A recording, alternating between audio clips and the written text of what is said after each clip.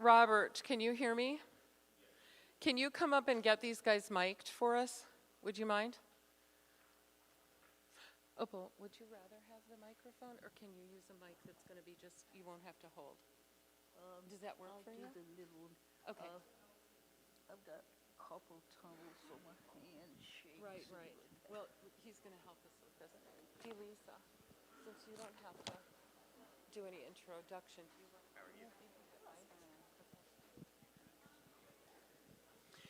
Okay, so friends, welcome so much. The first thing I had to do was get Miss Opal her phone, which she calls her security blanket. And the first thing I asked her was, is your ringer turned off? So before we start, can I ask that everybody turn their ringers off so we don't have any interruptions tonight? Thank you. Okay, Pam, are you good? Can you help me? You know, I can't see. Okay, do you want to put it in the holder or no? Okay.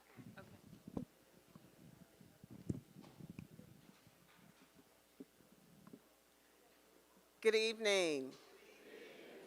On behalf of Zeta Phi Beta Sorority Incorporated, Dr. Stacy N.C. Grant, our regional director, Retta Washington McCoy, our state director, LaTanya Logan, and myself, the president of Delta Upsilon Zeta chapter of Waco.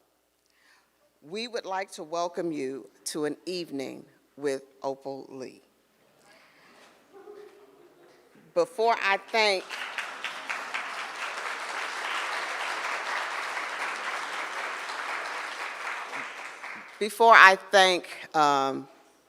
the Community Race Relation Coalition, I'd like for all the members of that organization to please stand. If you're a member of Community Race Relations Coalition, please stand. Everybody, take a look around. Take a look. Thank you so much. Now I would like all the ladies of Delta Upsilon Zeta chapter to please stand.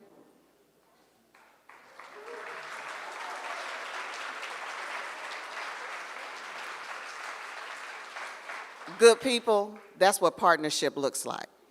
I want to thank Community Race Relations for allowing us to be their partner in tonight's Real Talk with the real Opal Lee. And I want to thank our chapter for their support that they're providing. Thank you.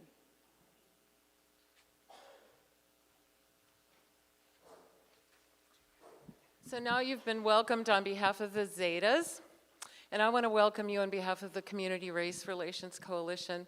We are so excited to be here tonight. I want to first of all recognize our board member whose idea this was a year ago to try to bring Dr. Opal Lee to us tonight, and that is Noe Mesa. Noe, can you stand?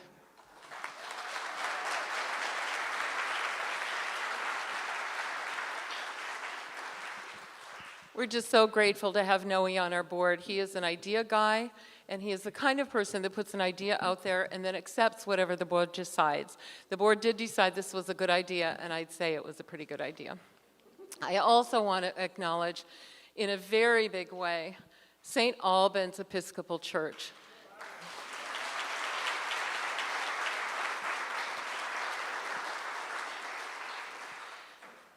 They have hosted CRRC events. We're a lowly nonprofit and have never had money for a director, never mind a place to meet of our own. And St. Albans hosted us for many, many years in their old parish hall, and then they kicked us out because they revamped their campus, and the old parish hall became like supply and tool central. And then they invited us back when this was finished to have our board meetings here in their library, and they host our events, bigger events like this. Anything we want to do. They are the most generous, thoughtful congregation. Pastor Aaron Zimmerman, and now Jesse Lee is our contact here, and I don't know if Jesse's in the house right now or not, but he could not be any more wonderful and accommodating, so we're so, so grateful to St. Albans.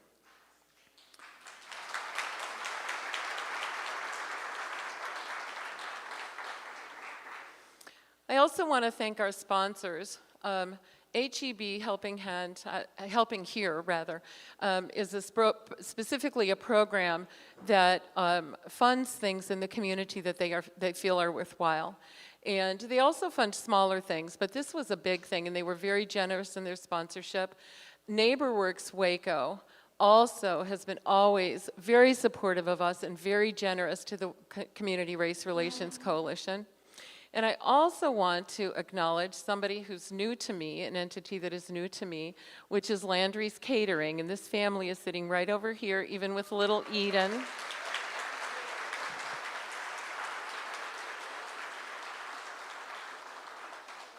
And I'm so impressed that I asked Jamel for a card because I have occasion sometimes to use a caterer, and I want to know where all this great spread came from. And if we can repeat it for something I need. So tonight, to start off, the other thing is, I want to just really, really thank you for all being here tonight. I'm so glad that you could be here tonight. Is the Fowler family here? Lakina, are you here anywhere? Okay. You know, I've got a whole family of seats up here for you guys because I really wanted to give priority to families with little ones. So if you want to change seats, now's the time.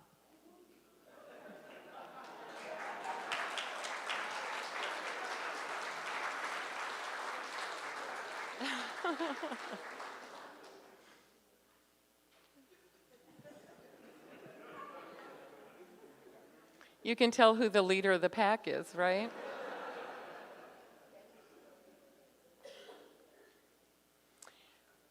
I have been for 2 weeks turning away people who wanted a seat tonight at tonight's event.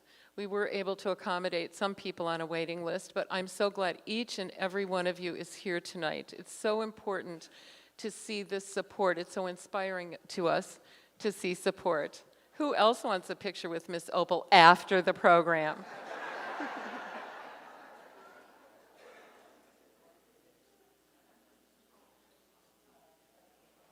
Aww.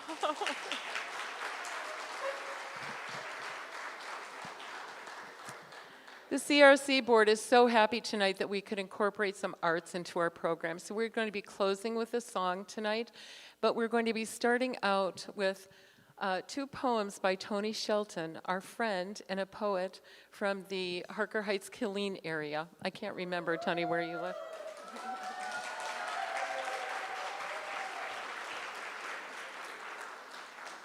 She wrote these 2 poems especially for this occasion, so please welcome Tony Shelton.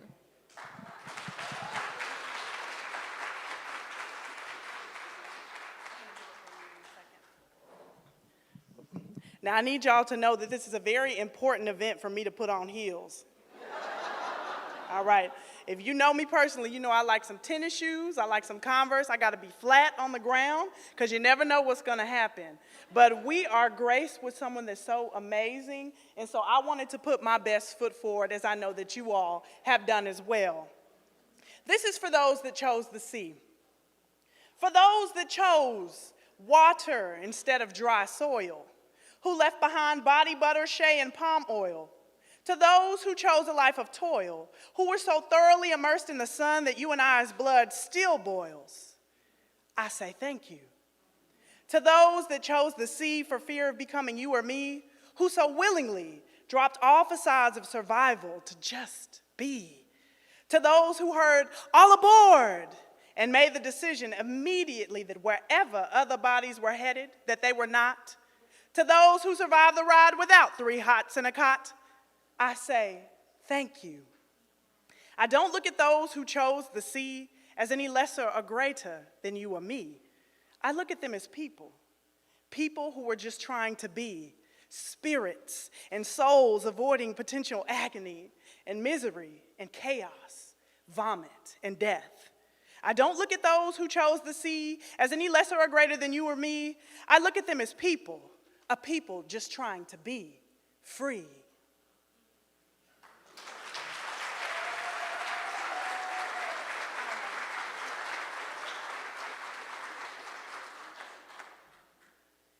Now raise your hand in here if you're proud of who you are. Raise your hand. I need to see everybody's hands in the air. That's what I'm talking about.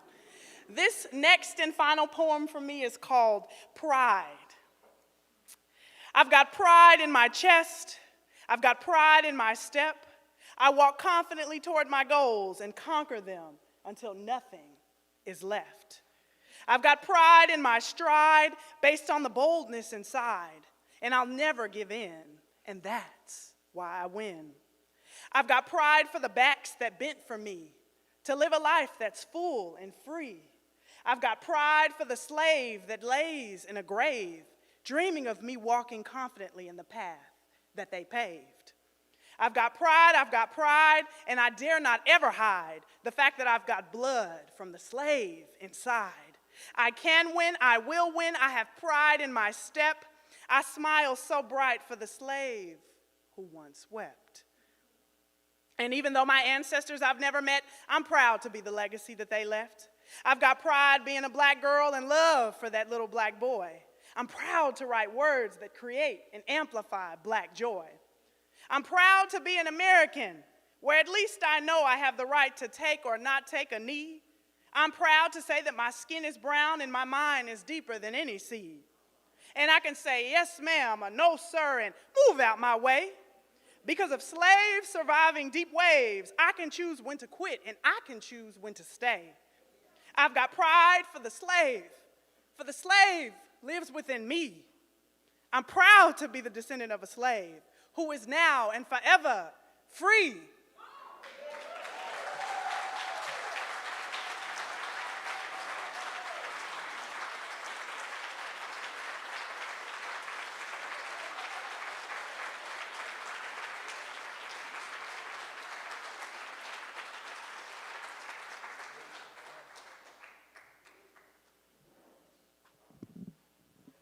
You know, we're really excited for everybody attending tonight, but we want to introduce our beautiful facilitator, Ms. Delisa Burnell-Smith.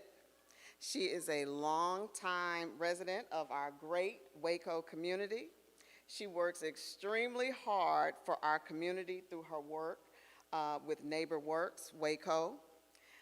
She sits on the Waco Family Abuse Center Board and is a Community Race Relation Coalition member.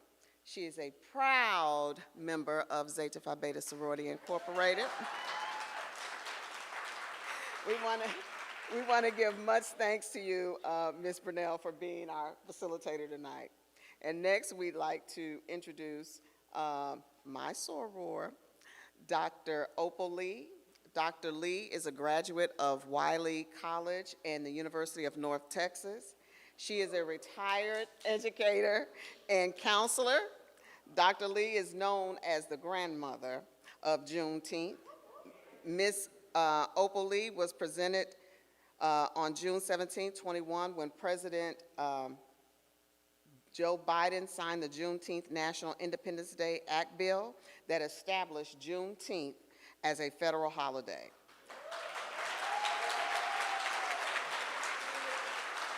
I remember being in the military and nobody else was talking about Juneteenth but me. Nobody knew what it was. Nobody understood what it was. Now they know. Ms. Lee is the oldest living board member of the National Juneteenth Observance Foundation, started by the late Dr. Ronald Myers to have Juneteenth declared a national holiday. At 90 years of age, she started her walking campaign. I'm only trying to commit one day a week. She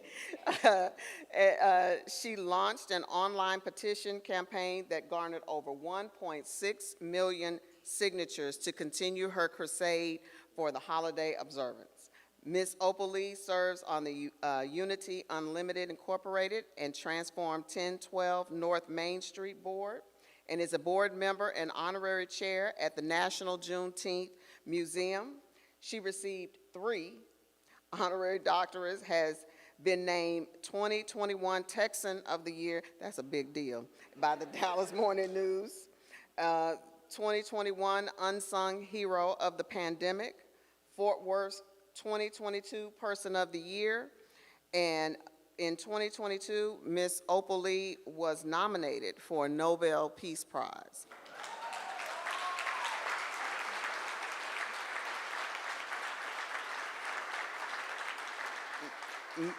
Most recently became the second African American to have her picture hung in the Texas State Senate.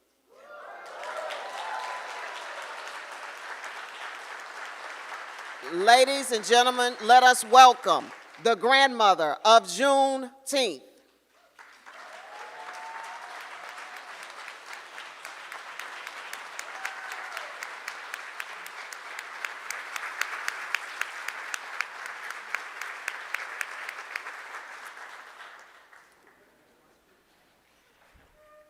I just want to say, what a grand introduction.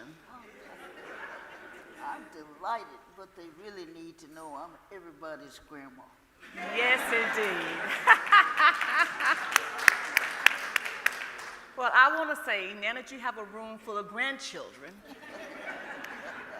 we have a couple of questions for you. Okay. So when you were a young child, did you know why Juneteenth was celebrated? No, I lived in Marshall, Texas, and Juneteenth we'd go to the fairground, and there'd be music and food, speeches and food. There would be games and food and food and food and food.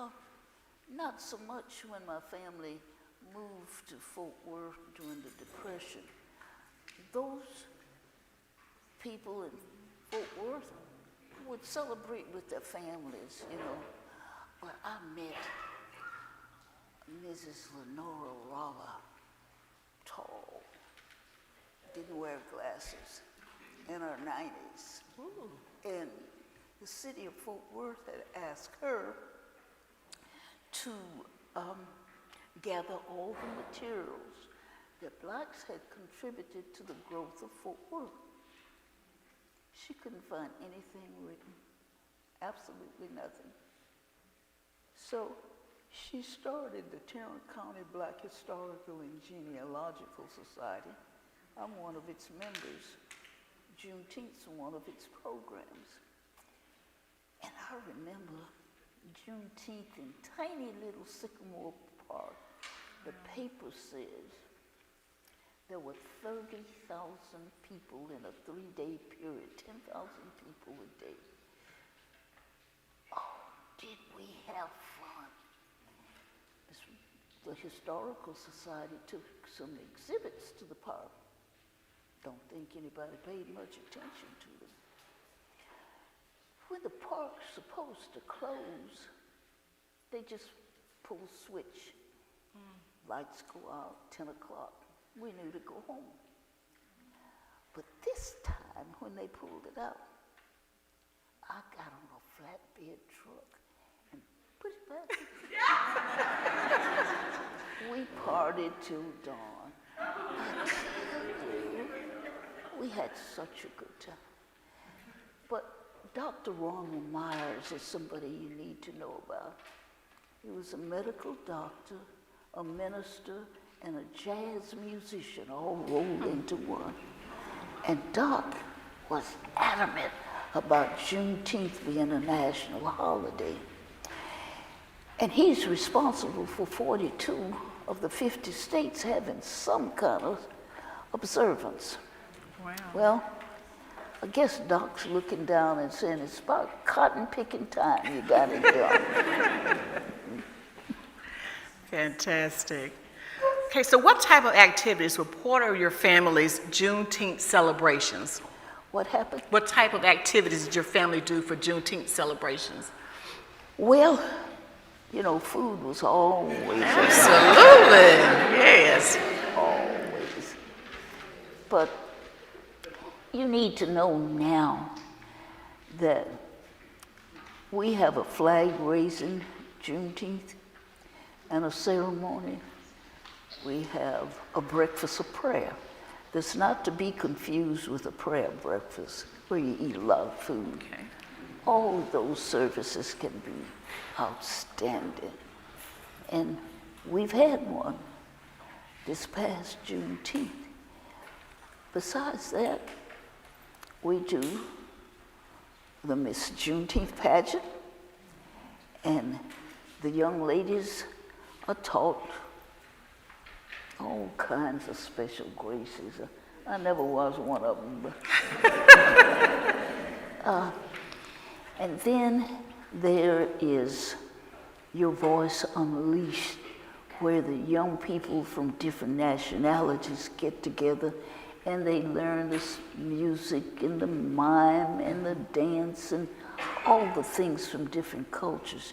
And they practice a week and then they give a concert. And it's always really outstanding.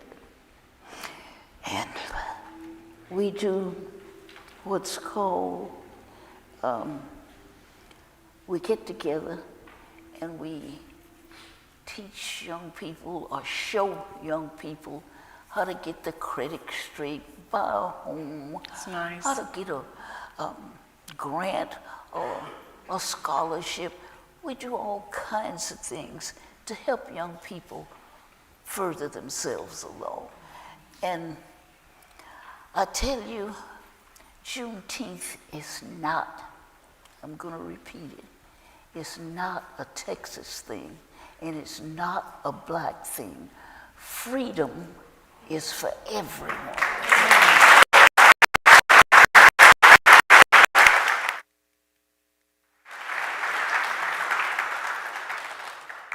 And I'm advocating that people make themselves a committee of one to change somebody's mind. You know people who aren't on the same page you are on, so change their minds. Gonna take a while, you know, not gonna happen in a day, but if people can be taught to hate, they can be taught to love. That's great.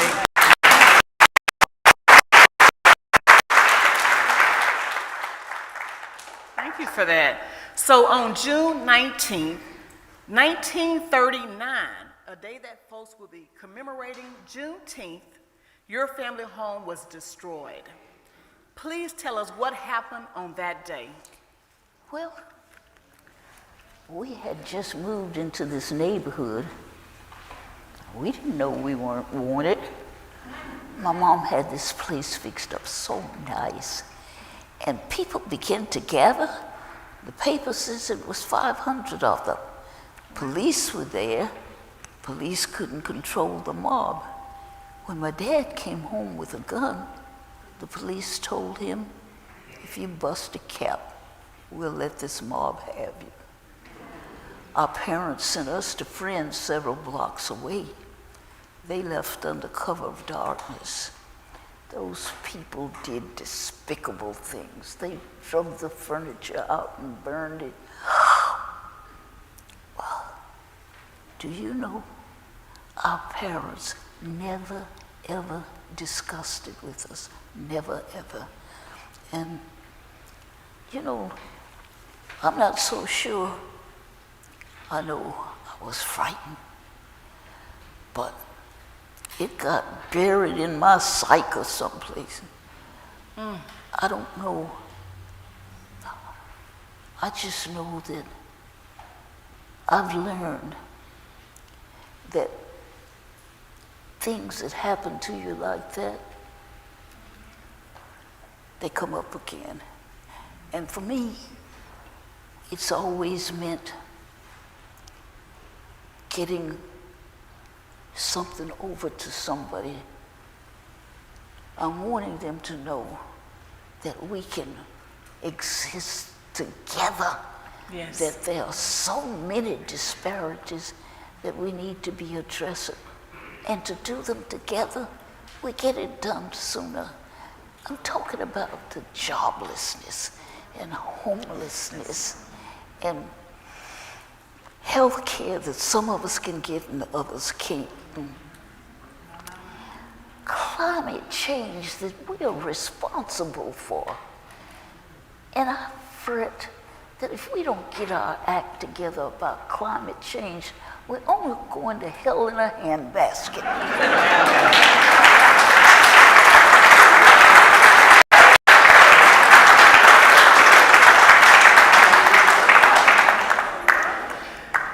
When you taught school, did you talk to your students about Juneteenth? I did. You see, I keep telling you that freedom is for everyone, and the youngsters need to know what freedom means. And we aren't free yet. And I worry about people taking the books out of the schools. I'm wanting our parents to know it's their responsibility. Don't leave it up to somebody else. You need to get on the school board. You need to get on the book committee. You need to vote. Amen.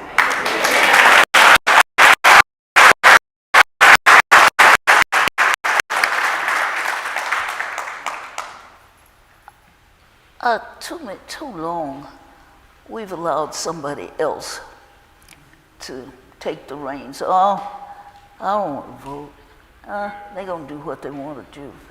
But this is the richest country in the world. And we need to be about the business of making it a country where everybody is free. And until we do that, we're going to be lacking. And when I say that, there's so much that we can do together. And I can't emphasize it enough that we can show the rest of the world how a people can survive. And freedom is our way out. I want you to remember that. Ask me something else. Amen. So what inspired you to begin working to make Juneteenth a federal holiday? You know, I had raised 4 children. I'd gone to colleges and universities. I taught school. I taught third grade 8-year-olds so long, I was beginning to act like them. They gave me another position. I was the visiting teacher to keep the kids in school if they needed shoes or clothes or the lights was off for food. And when I retired, that kind of stuff followed me. People still needed food, place to stay. So I'm associated with a food bank. I've taken boxes of food to people who were bedridden. I still do. Wheelchairs, and the place burned. Now behind my house is this huge facility that was up for sale for $1.3 million. So with my little group of people, we asked, and they leased it to us for $4,000 a month. I nearly had a hemorrhage. Where are we gonna get in at $4,000? We paid it for 11 months. And the month we didn't have any money, the people who owned it came to us and said, "You've been doing a good job here. We know you service something like 500 families a day. So we're gonna give you this facility."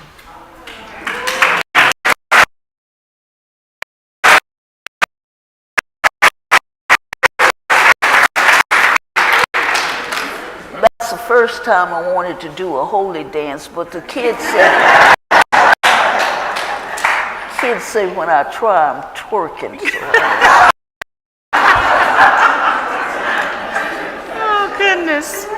I not speaking loud enough? You're fine. Okay. I'm going to help you out a little bit. Okay, thank you. You're welcome.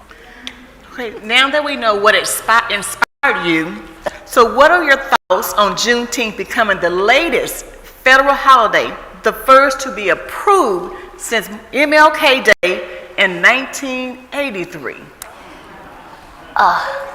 You know, we took 1,500,000 signatures to Congress, and we were prepared to take that many more when my granddaughter got a call from the White House asking us to be present when the president signed the bill into law.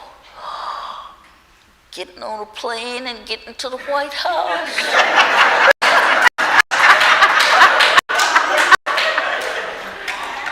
The President of the United States, the Vice President, and all those legislators, another time I wanted to do a holy dance. And the President was so gracious, oh my goodness. And he knelt down in front of me and he said something to me. And everybody wants to know what he says. And I say, I'm keeping something to myself.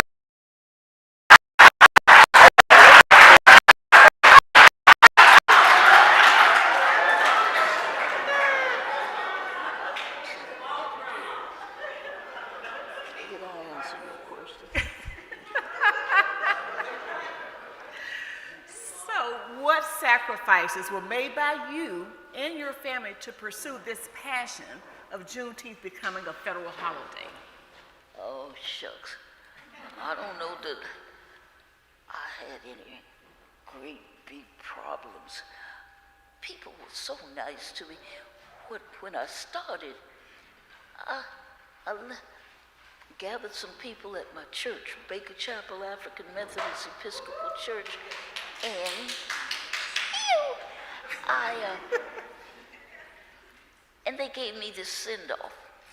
I decided that I was going to walk from Fort Worth to Washington, D.C., 1,400 miles. But let me give you that impression that I did that. Because I didn't. I did walk several hundred miles.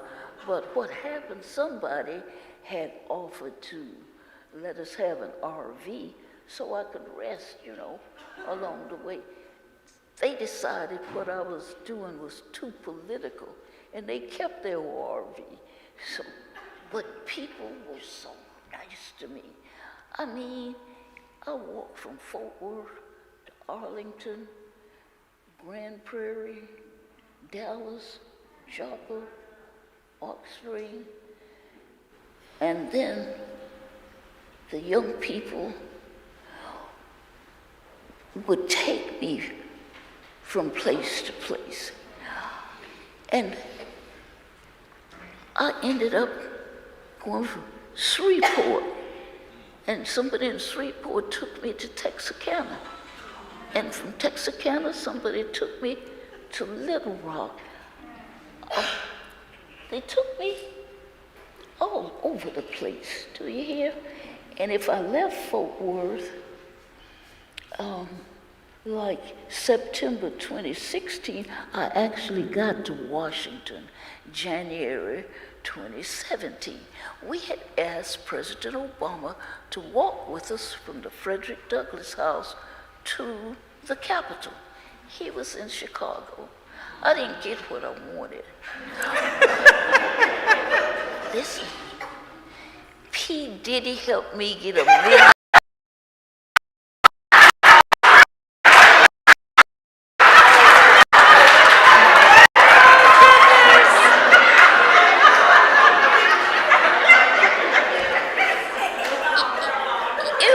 You didn't hear me. P. Diddy helped me get 1,500,000 signatures, and we took to Congress.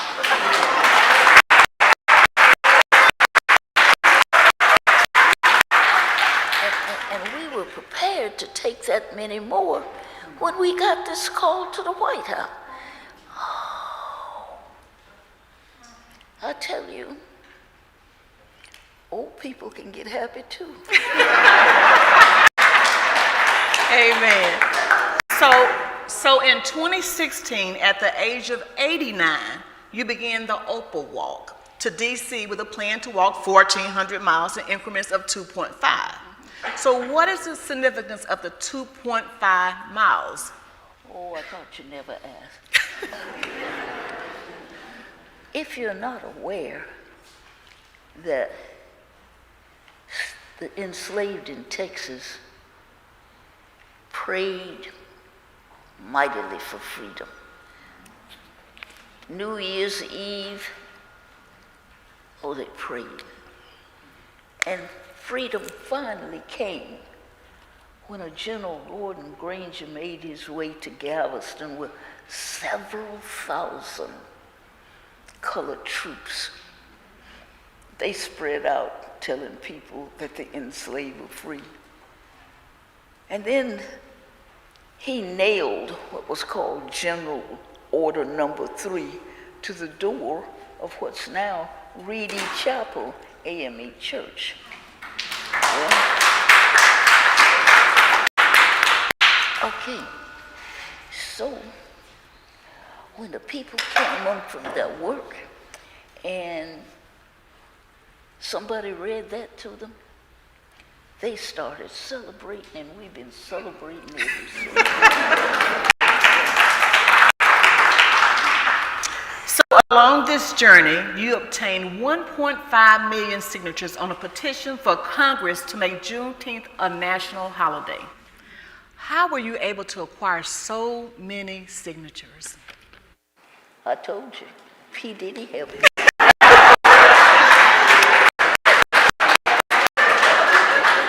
I just wanted to hear that name again, P. Diddy, right? Fantastic. Okay, so what obstacles did you encounter during your journey to obtain signatures on the petition? Were there any obstacles you faced in acquiring signatures? We know that P. Diddy helped. Not really. I tried. I forgot what city I was in to give a man a flyer, you know, about what we were doing, and something about Juneteenth, and he brushed me aside. He didn't take it.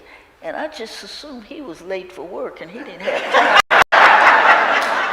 I didn't get mad with it. We really didn't. People were so nice. And maybe it was because I was so old. If I tell you we were all over the place, we were on the college campuses, we were everywhere. But then freedom is something I can't get enough of telling people. And the fact that there are so many things that still need to be done. So, have I not said that the young people should make themselves a committee of one? Have I said that? Yes, ma'am. Okay. See, old folk forget, you know. But I'm wanting you to know that we are the ones to get ourselves out of the quagmire that we are in. There's no reason for the division. We all bleed red blood. And so, I don't know why this should make you unhappy, the color of my skin. White doesn't make me unhappy. So get over it.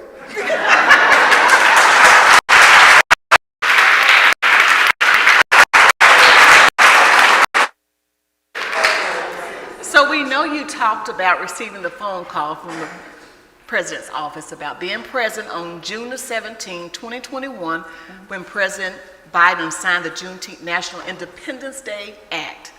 That must have been an exciting day for you. Yeah, I told you. I told you, girl. I could have done that holy day.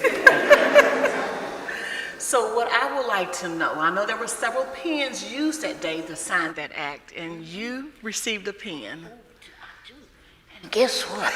It's in a safe place because in Fort Worth, we are going to build the National Juneteenth Museum.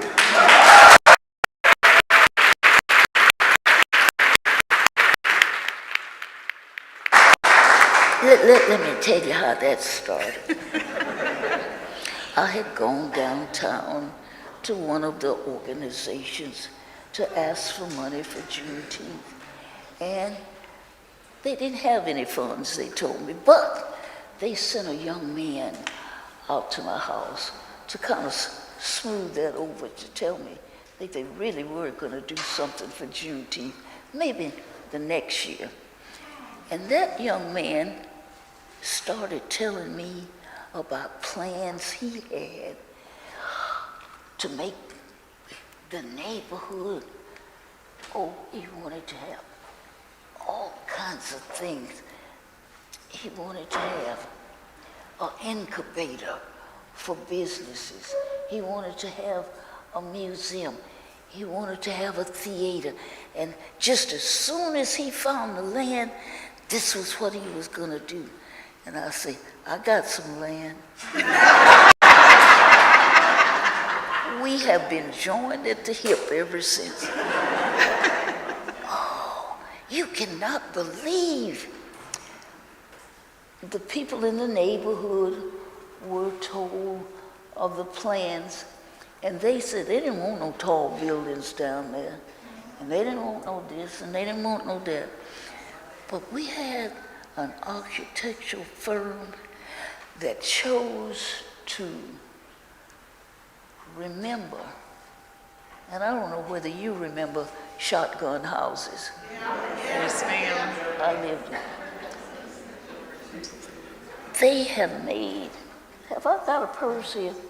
They have made the porches part of that plan. It is so beautiful what they've done to come up with the design, and then the Juneteenth flag, the thing opens up.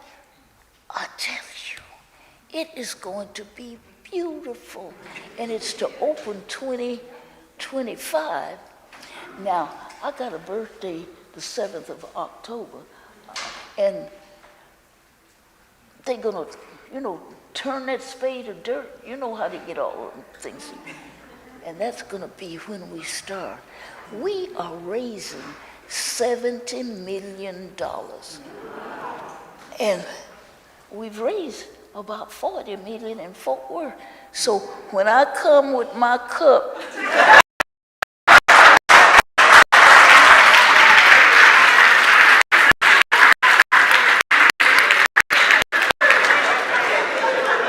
don't turn me down. Just today in Fort Worth, just today, one of the large corporations just today gave us $1 million.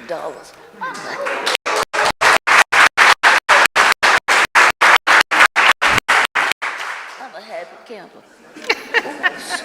Oops, oops, oops, oops. I wasn't supposed to tell it. Please, please, please, because they got to announce it. Please. So we didn't hear that, did we? So come with the cup. So tell me, today you're putting on tennis shoes and continuing to walk. Why must you continue to walk long after Juneteenth has been declared a national holiday? Because there are so many disparities that need to be addressed. And if I keep on walking and keep on talking, somebody's going to hear me.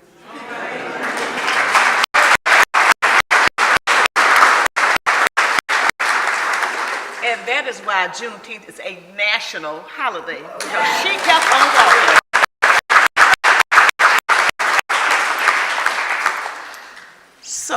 what should Juneteenth holiday mean for Americans?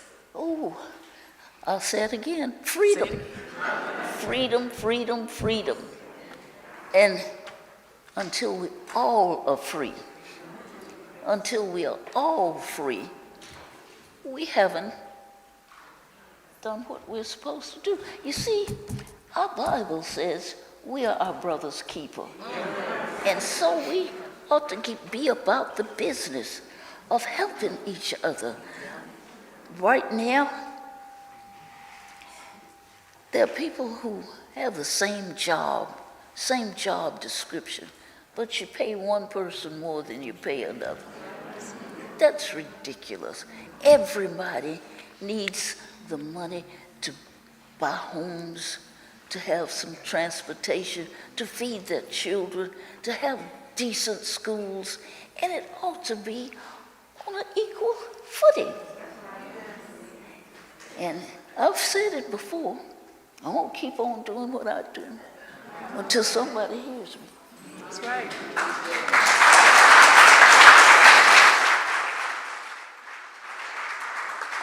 So in 1963, you received your master's degree from North Texas State University.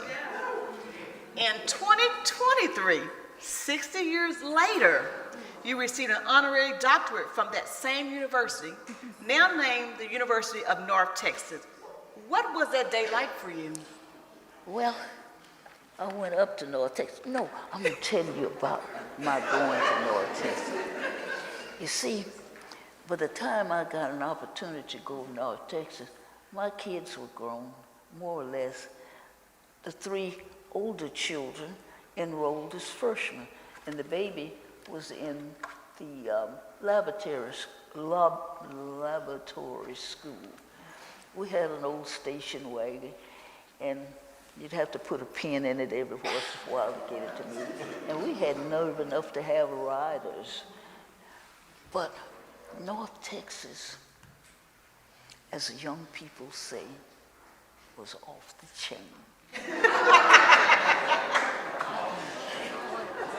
The professors were nice to you, and shucks. And when I went back this time to get the degree, I tell you, I started not to go back to Fort Worth. That's how nice they were. And I'm wanting the young people to know that education is what's going to get us out of the problems that we have. I don't mean everybody's got to go to college, but learning. We don't have guns, but we got sharp minds.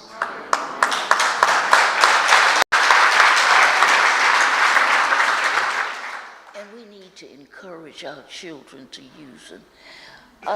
You know what? That internet thing kind of worries me, because the kids get on it and they say and they play and they do kinds of things that sometimes isn't kosher. And that follows them. That stuff isn't going to go away. And just think, those youngsters can be president at 35. And you need to tell them, you need to show them that they can do a lot better than they are doing with the internet or whatever net is called. Shucks. So I've heard you say young folks several times. So I'd like for all the young people to stand, please. All the young folks, come on now, come on now. Come on.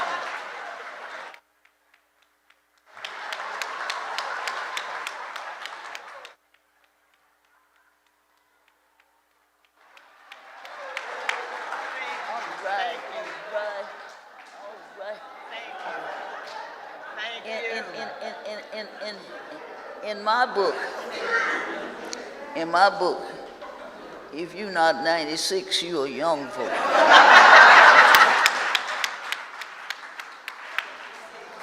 Okay, so your continued work in this present day and time is very relevant. What would you say to a 20-year-old about how to be as impactful as you in the future? Well, really, you have to have a passion for some stuff. I don't know if it's passion about your family, passion about your church, passion about other people. But if you get an idea that sticks, and you know that it's good for families, for community and whatnot, don't stop because you got an obstacle here. Somebody calls you crazy. That's what they call me. That I was crazy walking up and down the road. But you have to stick with it, come hell or high water.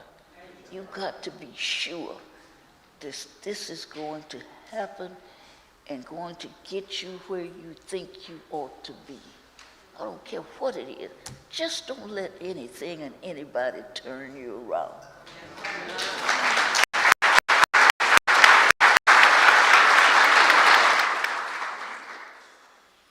So what advice can you share about the importance of equality for all?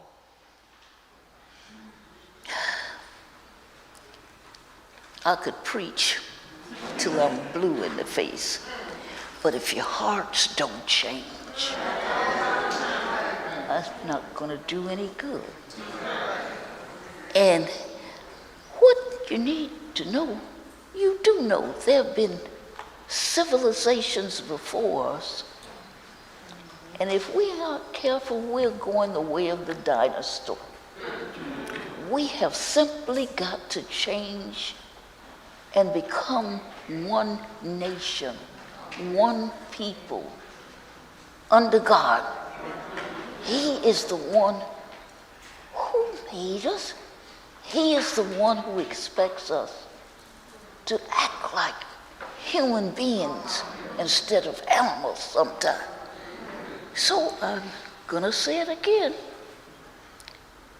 Get together, help each other. And I don't mean you got to do something gigantic. Help an old lady like myself across the street. Watch the children for a mother who has to run to the store. Read to somebody who needs or can't read. Help. All these things add up. And you get to know somebody and you find out, hey, they ain't half bad as I thought they were. And again, it's going to take a while. I understand that. But for heaven's sakes, start the cotton picking process.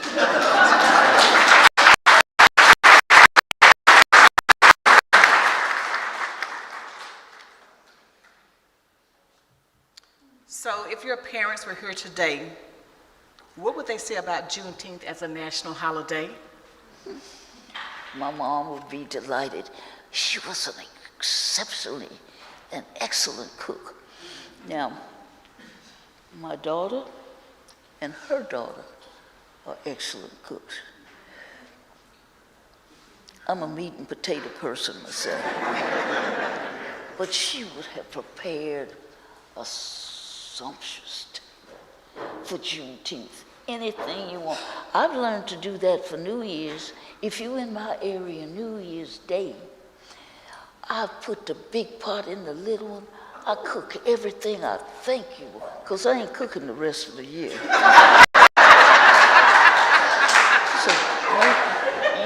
you have to come. You have to come get it while I'm in a mood to do this here. And oh gosh, I'm gonna tell you this. We got the pandemic.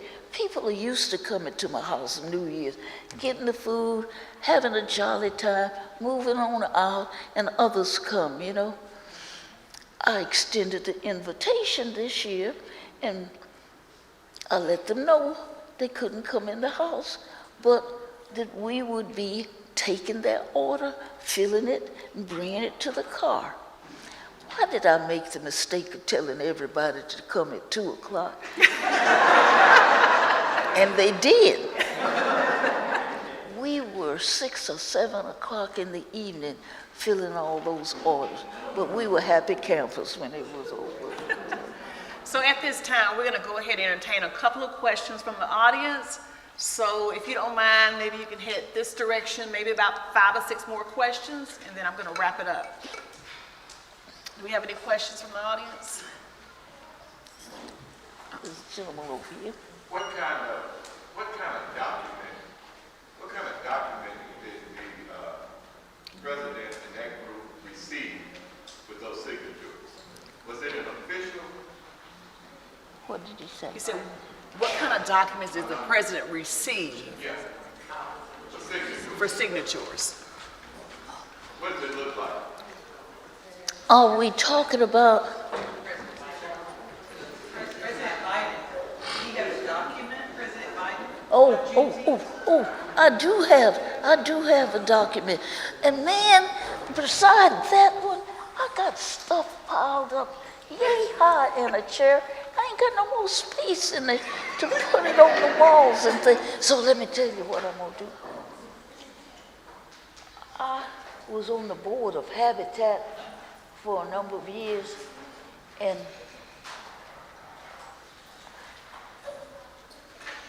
I looked for years to find out who owned the lot where our home was destroyed, and Habitat owned it. I went to them to buy it. They refused to sell it. They gave it to me.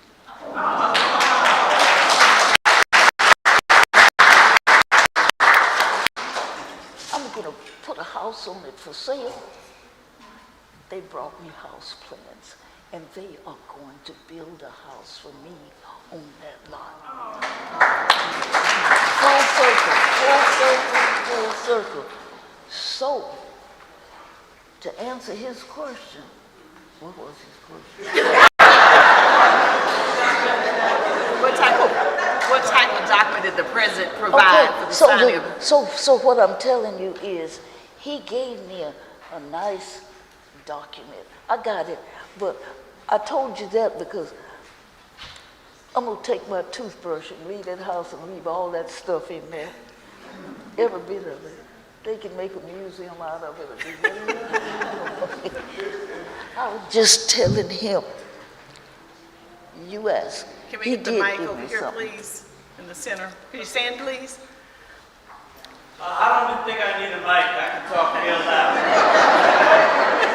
I'm old school army. All right. Sister Lee, I'd just like to thank you.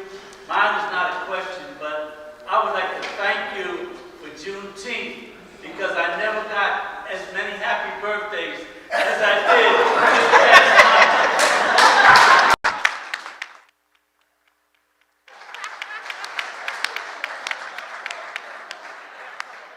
We got a couple of questions on this side.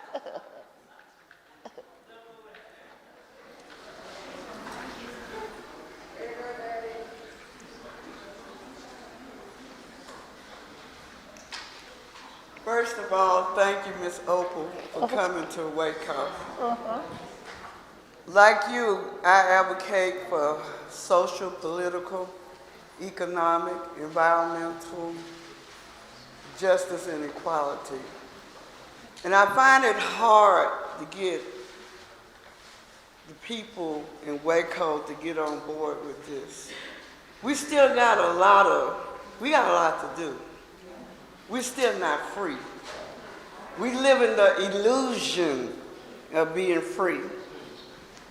My question to you is, how do I get the community together to advocate for social, political, economic, environmental justice and equality?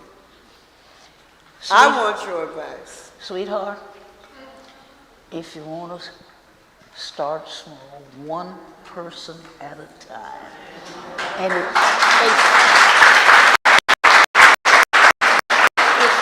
takes time. You know, all these beautiful people in here, I wonder how many of them are going to find somebody they've never spoken to before and say, hey, my name is Jack Jones or whatever, and what do you think about so-and-so? And let's get together for this, or can I help you with that? Or one person at a time.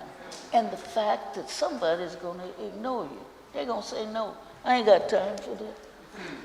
And I'm not just talking about white people, I'm talking about black folk that need to change the way they think.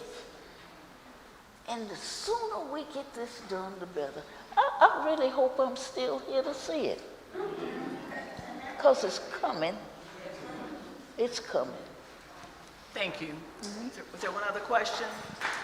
I had a thought earlier that, gosh, Miss Lee must have been a wonderful teacher to have in the classroom, but we know she's already still a wonderful teacher going on, but I was curious, how long were you in the classroom? Oh, 25 or so years. I told you, I taught third grade so long I was beginning to act like I'm Third grade is the best, yeah. In the back, please.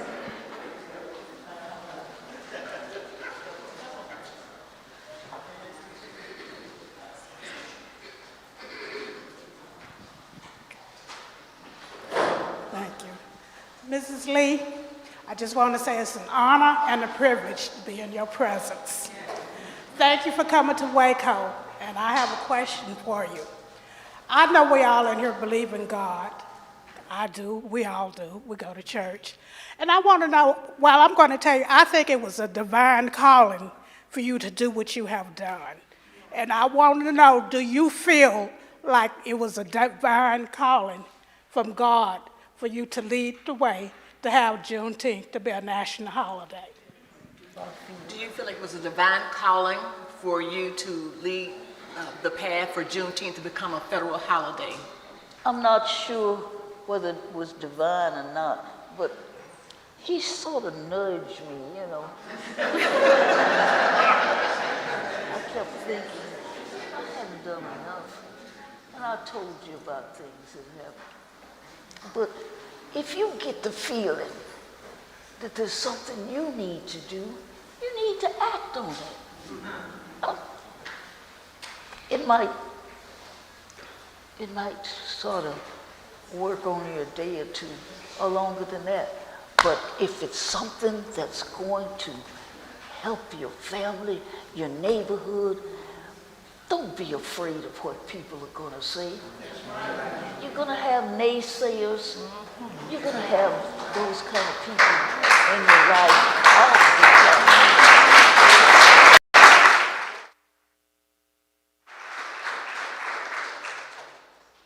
So, what do you want this world to remember about Dr. Opal Lee? That she was somebody who loved everybody, you know, and that she wants everybody to know that our getting together, our acquired freedom, that we could be the go-to country where everybody has to come and learn what freedom actually is. And so I'm wanting us to get busy and become that country. I want people to know that I kept on walking and talking till it actually happened.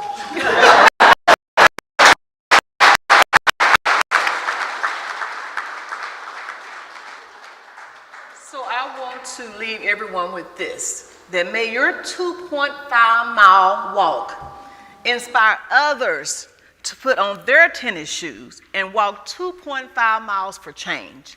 Ladies and gentlemen, Sorors of Delta Upsilon Zeta, this is your evening with Dr. Opal Lee.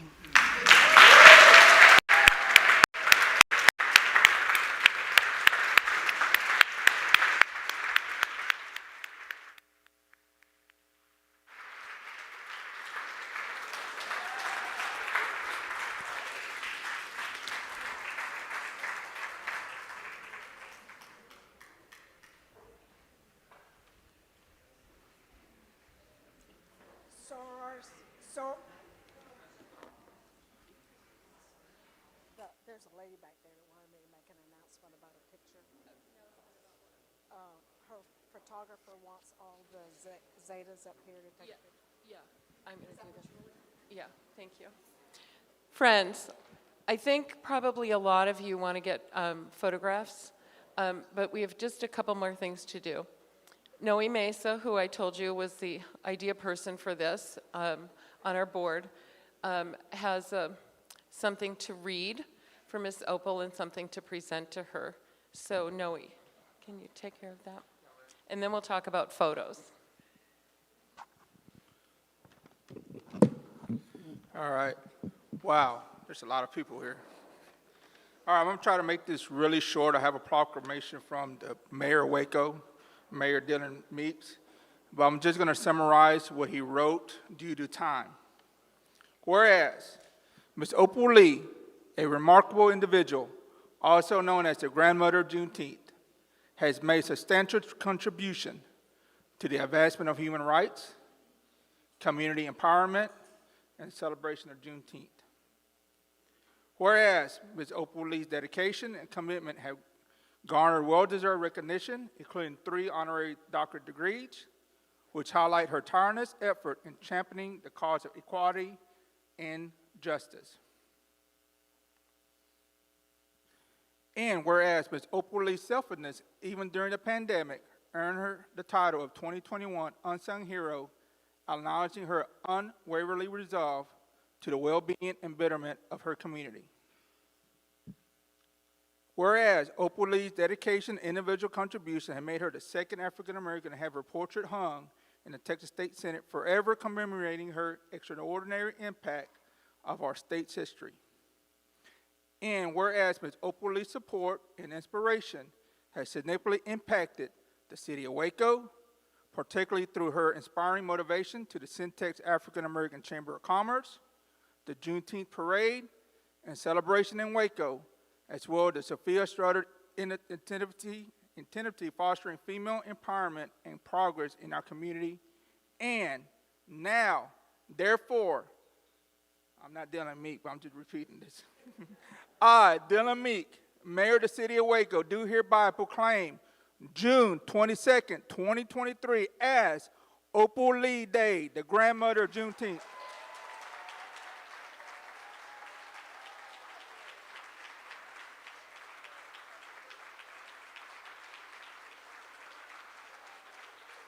In the city of Waco, and urge all citizens to join the city council, city staff, and me in celebrating Ms. Opal Lee's personal and community accomplishment through her unending dedication and her invaluable contribution and service to all citizens of the city of Waco.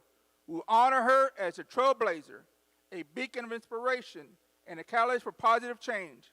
May her achievement continue to inspire generations to come and serve as a reminder of the transformative power of perseverance, compassion, and community action and activism. In testimony whereof witness to my hand in the city and the seal of the city of Waco, this 27th day of June, 2023.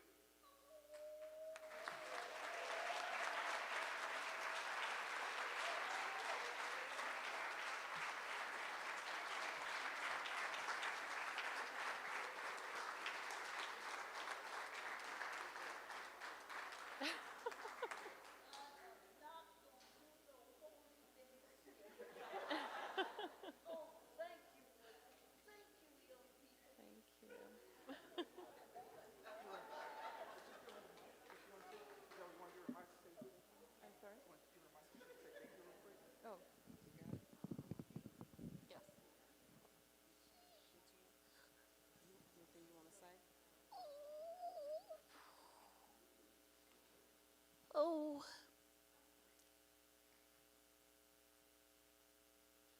I'm so appreciative. Can I come back again?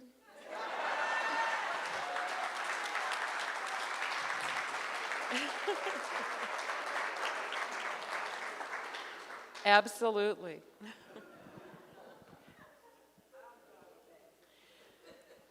So friends, we want to close tonight with another one of our very long-standing board members, Mike Babers, and Mr. Thomas Brooks, his accompanist, who is the leader of the Waco Community Choir, who has graced the Race Relations Coalition events before with his choir and the wonderful music.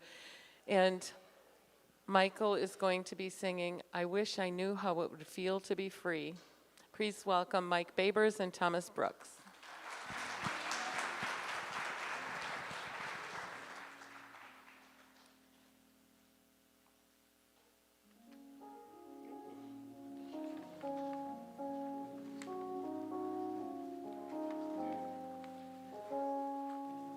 Hold on now. My glasses are caught in this. Excuse me. Have a little problem here with my glasses. I stand here representing the Community Race Relations Coalition as an ex officio board member, and I also represent the Paul Quinn District of AME churches here. And we celebrate our sister, Deaconess Opal Lee, especially the St. Luke AME Church where I am affiliated with. And we thank you for gracing us with your presence.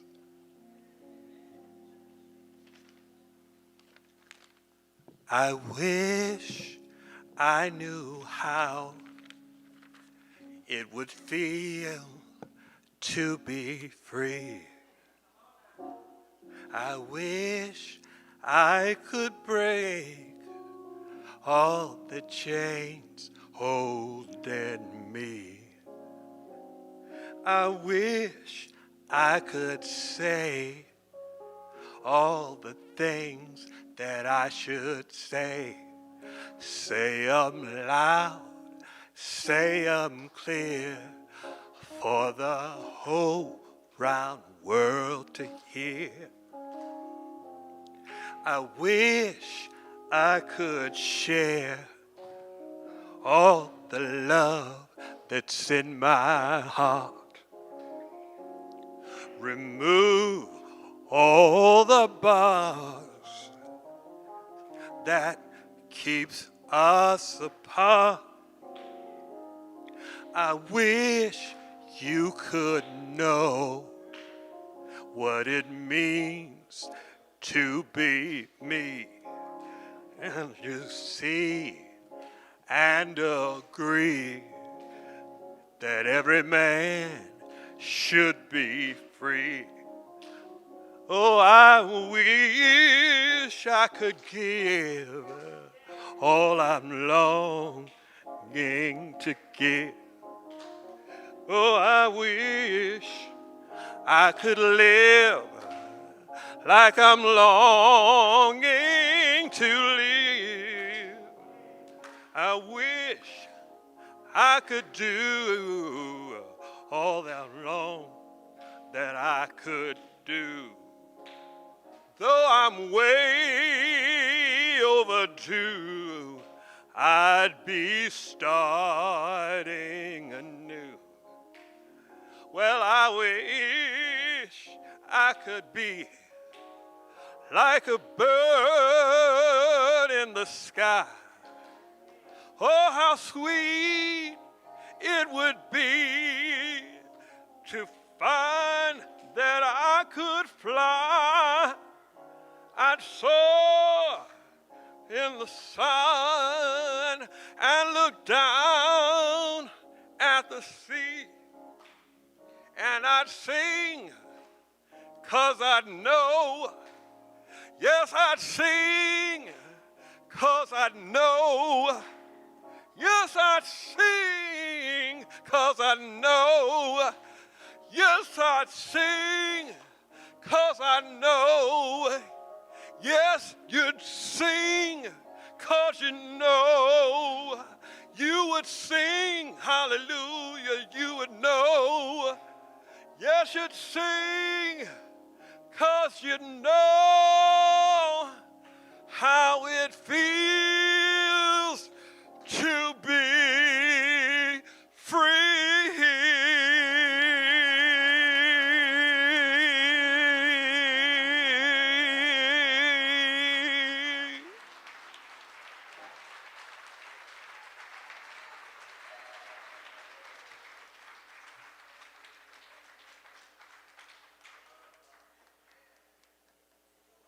Okay, so is this on? Can you hear me? Okay. So I think a few people here might want to get photos with Miss Lee. And so we're going to do that up here, but we have a request from a member of her entourage and photographer for her that we have a couple groups up here first, and then it will just be a free-for-all. And we're going to do that up here. So first, if we could have all of the children, so anyone under 18 years old, come up for a photo.